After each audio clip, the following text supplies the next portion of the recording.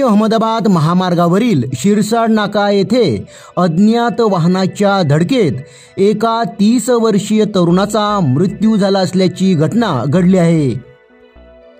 मिळालेल्या माहितीनुसार विशाल रघुनाथ किरकिरा वय 30 राहणार शिरसाड डोंगरीपाडा हा रात्री कणेर भोयादा पाडा येथे निघाला होता। केटी रिसॉर्ट समोर महामार्ग ओलांडत असताना मुंबई वाहिनीवर अज्ञात वाहनाची त्याला जोरदार धडक लागली। या धडकेत तोंडाच्या जबड्याला जबर मार लागल्याने त्यास गंभीर दुखापत झाली। गंभीर अवस्थेत त्याला शिरसाड नाका येथील ओम साई दवाखान्यात दाखल करण्यात आलं होतं।